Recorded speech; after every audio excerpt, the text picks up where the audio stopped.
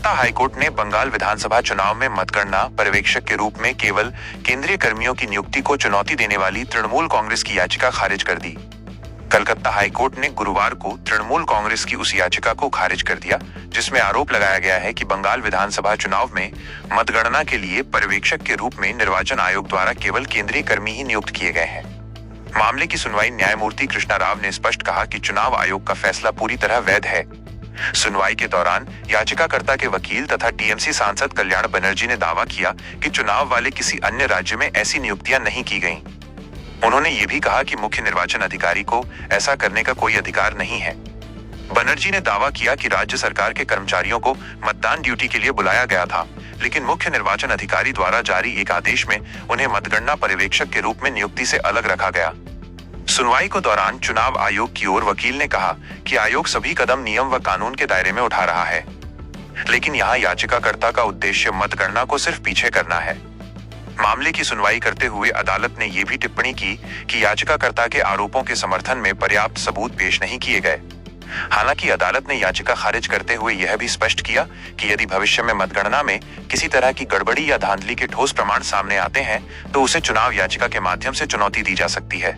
वहीं दूसरी ओर अचानक मतदान केंद्र के स्थान बदलने को लेकर भी वकील विश्वरूप भट्टाचार्य की ओर से हाईकोर्ट में याचिका दायर की गई है।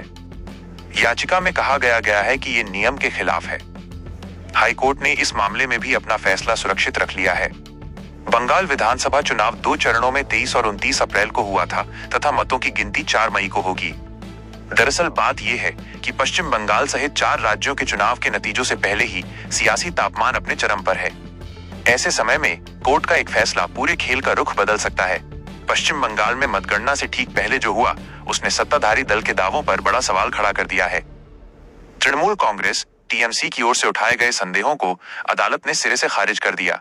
यह सिर्फ एक याचिका का खारिज होना नहीं है, बल्कि चुनाव प्रक्रिया की विश्वसनीयता पर मुहर भी है। दिलचस्प बात यह है कि कोर्ट ने साफ कहा कि इतनी सख्त निगरानी के बीच वोटों की हेराफेरी की संभावना लगभग नामुमकिन है। ऐसे में यह फैसला राजनीतिक बहस को और तेज कर सकता है, क्योंकि जहां एक और विपक्ष इसे अपनी जीत मान सकता है, वहीं सत्तारूढ़ दल के लिए यह बड़ा झटका है। इस टिप्पणी ने साफ कर दिया है कि मतगणना प्रक्रिया पूरी तरह पारदर्शी और सुरक्षित है। कोर्ट ने चुनाव आयोग के फैसले को सही ठहराते हुए कहा कि केंद्रीय कर्मचारियों को पर्यवेक्षक नियुक्त करना पूरी तरह वैध है। ममता बनर्जी की पार्टी ने इस पर आपत्ति जताई थी, लेकिन अदालत ने माना कि इतने स्तर की निगरानी के बीच किसी भी गड़बड़ी की गुंजाइश बेहद कम है। दोस्तों, वीडियो अगर अच्छा लगे तो मेरे चैनल को सब्सक्राइब कर मेरे मनोबल को बढ़ाएं।